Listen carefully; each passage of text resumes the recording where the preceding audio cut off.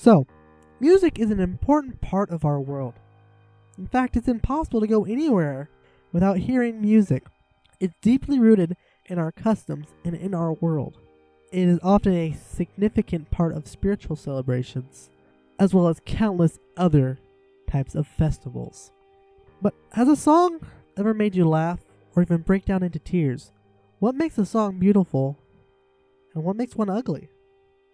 What makes you love a song and what makes you hate one? Well, today we are asking the question, what makes a song a song?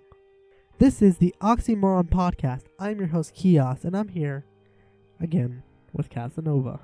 So, what makes a song a song?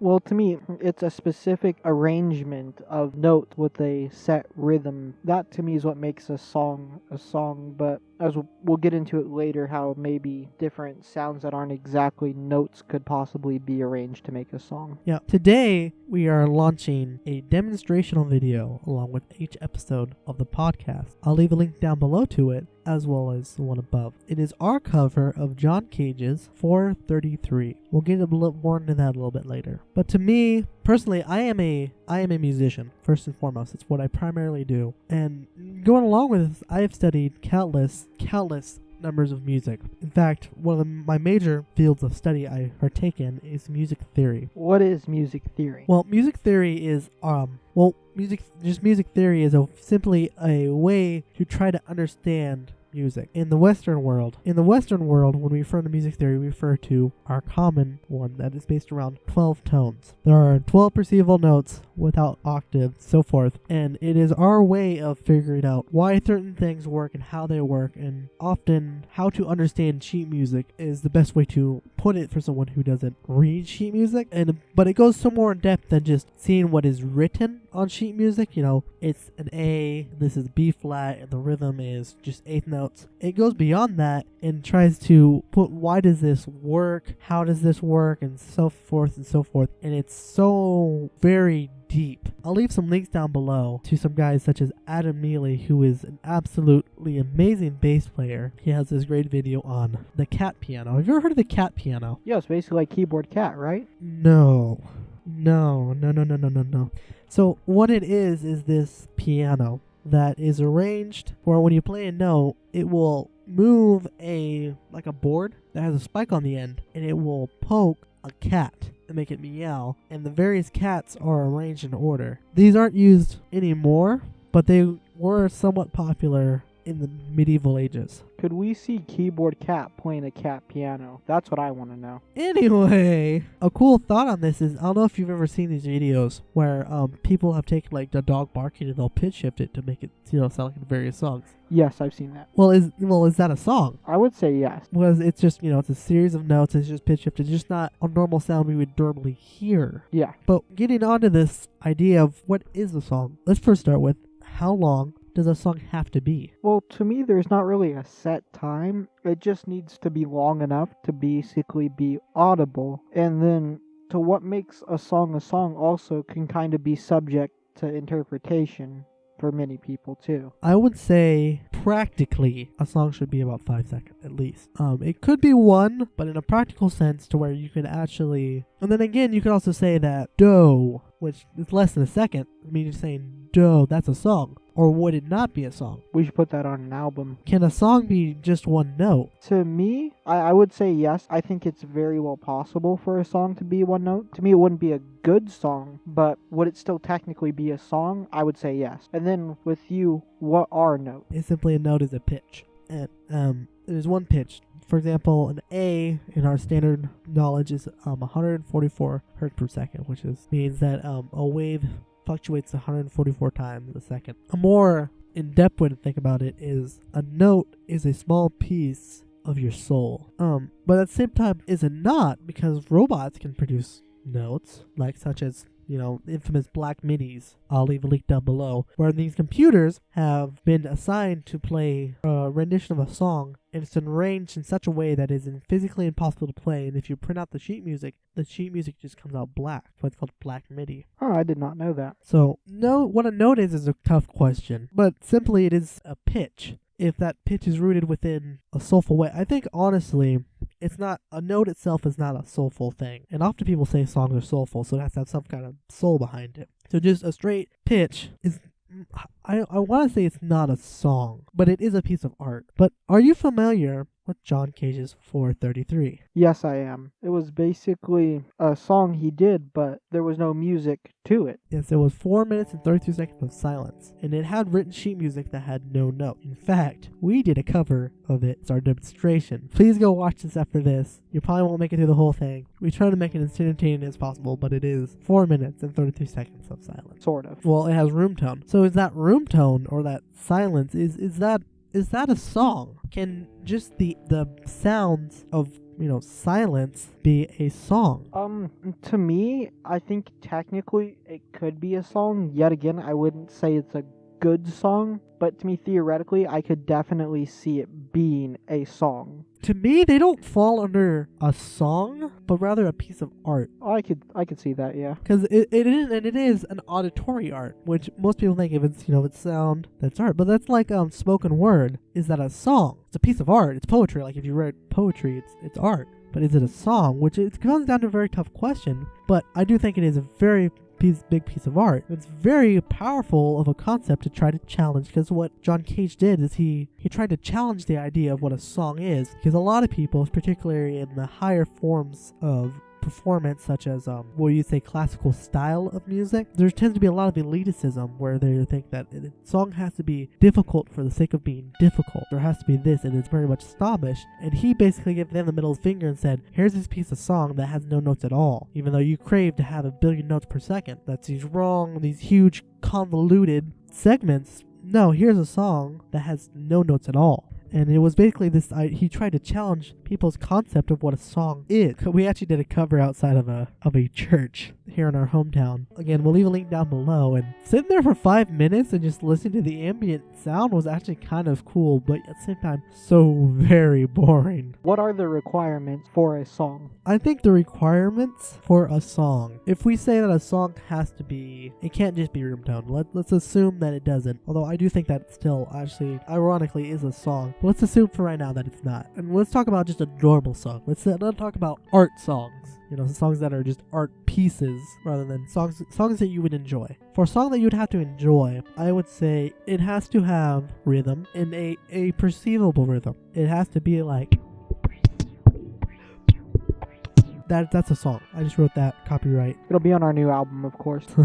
But it has to have some kind of perceivable rhythm. It can't just be random noises. Although, side note is, I'll leave a link down this below. There are people that try to use human speech as rhythm. They interpret human speech into notes and into rhythm, which is a very unique thing to do, because when we speak, the rhythms are so irregular to what is normal in the world of music. And music tends to be 1 and 2 and 3 and 4 and 1 and a 2 and a 3 and a 4 and a 1 and 2 and 1 and 2 and that kind of a concept. Very regular, very consistent, and very logical. There's often a lot of math involved in music, but speech doesn't tend to be that way. It tends to be, in fact, the opposite. When you speak, if you were to speak in a consistent rhythm, it would sound kind of robotic. Yeah. But we talk in this very irregular way. But I think it has to be enjoyable, and it has to be, actually I think that's really the only requirement, is you have to enjoy it. It has to be auditory,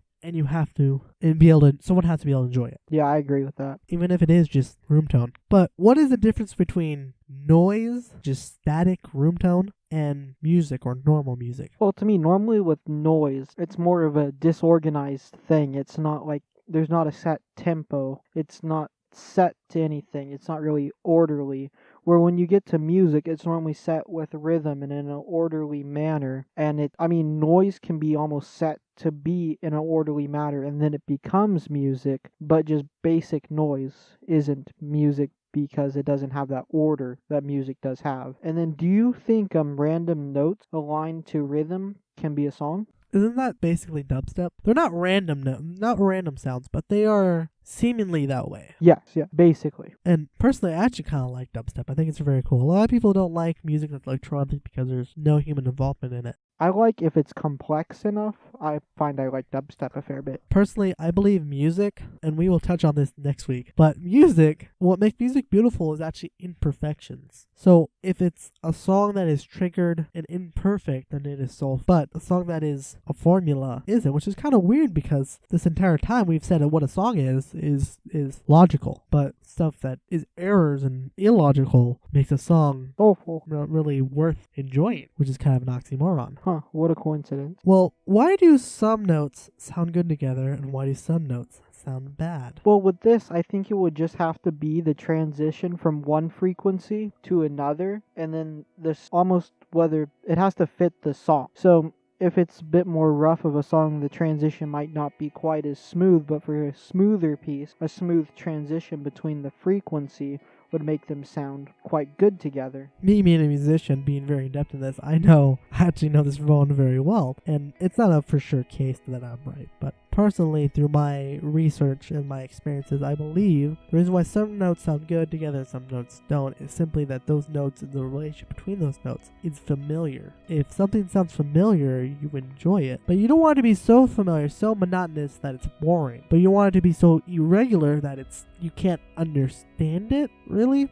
There's a very famous horror movie composer, linked down below, who actually uses, I believe, a 42-note scale, which uses various notes that are irregular to our ears. Another reason why, if you've ever heard Indian music, if you're not Indian, hearing those various chord structures will sound very foreign because they use more notes than we do here in the Western world. We use a 12-note structure where they use a significantly higher number of notes. So it gives their chord structures a very different feel than ours. So some notes sound good to us and some notes sound bad, simply because we are familiar with those and understand them. At the same time, they're complex enough and different enough to appeal to us, to intrigue us. Ooh, what is that? Versus, I've heard this before. And then, is anything written by Nickelback even music? No, that's a hard no. Definitely not. And then after that question, what is rhythm? Rhythm is, well, if you play one note, is that a rhythm? No. At least I don't think so. Rhythm has to be the distance between two different notes. Some people think about rhythm as tempo and get those two confused. Tempo is simply the main pulse, 1, 2, 3, 4. Or rhythm can be 1 and 4, 1 and 4, 1 and 4, 1, that's a rhythm versus a tempo, which the underlying tempo of that is 1, 2, 3, 4. But does rhythms have to exist in music? And the answer is no. But it won't be very enjoyable. Which, funnily enough, was a thing that we said, which makes music. Music is the enjoyability of it, but yeah, music's really just one giant contradiction if you look at it. It can be. But along with these lines of rhythm, why do consistent rhythms give us the urge to move and dance? Why does, when that groovy song comes on, when you hear Uptown Funk, you're like, oh yeah, I gotta shake my head. Or if you're a metal guy and you hear a Metallica song, or I don't know too much metal songs, but you hear that song that's got that groove to it, that beat to it, that rhythm to it, that you just gotta move to it, whether it be tapping your head, or tapping your toe, stomping your feet, or full on dancing because it's a waltz. To me, it's just the set rhythm of those songs work quite well with what you enjoy. And there's some things that people more universally enjoy than others, and that's where you end up with songs that almost everyone moves to compared to songs that only some people move to. I think it comes down to when you hear certain things and your brain likes them because they're familiar, it sets off a lot of endorphins in your brain, and when you do that, you get this rush. You gotta get this, ooh, I like that, and your body wants to make more of that. There's no scientific study behind what I'm saying, so what I'm saying could be total and utter crap. But I think it's because your brain likes endorphins and stuff, and your body likes to actually move. If you lay still for too long, your body doesn't really like that.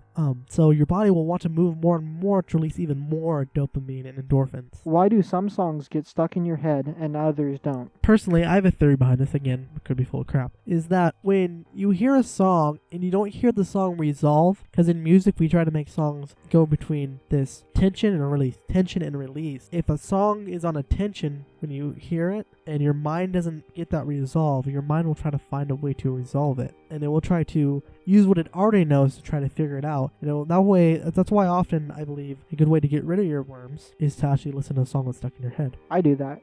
Because your mind will get that release of that tension that your mind is trying to figure out. How does this song end? Has a song ever made you laugh? Yes. Bo Burnham. Are you familiar with Bo Burnham? No, I'm not. Oh my god. No. You need. Okay, I'm gonna show him after this. Go look up Bo Burnham. If you're at an age in which you can take mature adult humor.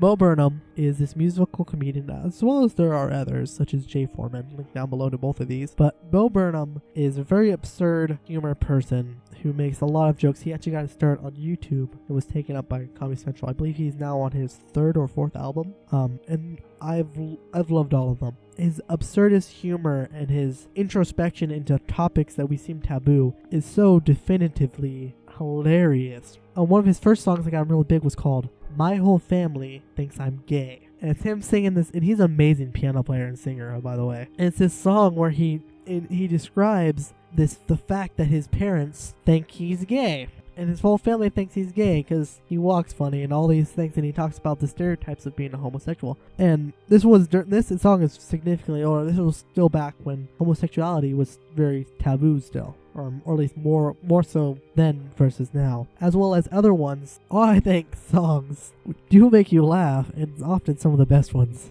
are ones that make you laugh because they show you the irrationalness, the pure taboo nature of stuff that you don't like to talk about. Has a song ever made you cry? Yeah. I've listened, I've gone through breakups and stuff, and there were songs that I found comfort in that helped me get over it. What about you? When I hear Nickelback, I cry because my ears are bleeding and I just want it to stop. Yeah. Well, what is your favorite song? It's hard for me to say I have one particular favorite song. I have favorite, different works of music in different sections and genres, but I don't have one favorite song. What's your favorite jazz song? I don't listen to jazz. Alrighty then. Uncultured swine. No. Personally, I think one of my favorites would have to be Take 5 by Dave Brubeck, and we're talking about jazz. What about one that I do know you listen to? What about rock? Well, I really like Stairway to Heaven a lot. I know it's kind of funny, but I like the very slow intro. And then as the song progresses, it slowly speeds up, and then ends. But it's just a very linear upwards progression when it comes to the speed of the song, and I really enjoy that. Musically, I like the use of different instruments, and then the vocals of Robert Plant, of course, I enjoy too. I think mine would have to be, if we're just talking about rock in general, would have to be Bohemian Rhapsody, because it blurs the line of what is a rock song, what is not. The actual rock part of the song doesn't start till 3 or 4 minutes into it. Good guitar solo too. And the guitar solo is pretty good. But it's in anything by Queen. I've never heard anything bad by Queen. What about classic? Classical? Yeah. I really like Symphony No. 9. Da da da da da da da da. It's just quite catchy. What about, since Christmas just passed, what is your favorite Christmas song? I really actually can't remember the name of the song, but it was something Tom Petty did. Actually, Tom Petty did a Christmas song. I didn't even know he did anything Christmas music-wise. I heard that. I don't even know what it is either. Yeah, but it was a good song. I was quite impressed. It's some of the better Christmas music I've listened to, because normally Christmas music's not really my thing. But I do really like the original version of White Christmas. That's a good one. So, we want to know what your favorite song is, or what is the requirements for a song. Is John Cage's 433 a song at all? Let us know down below. Please like, subscribe, share with your friends. Join us back next week when we further this discussion into music. Thanks for listening.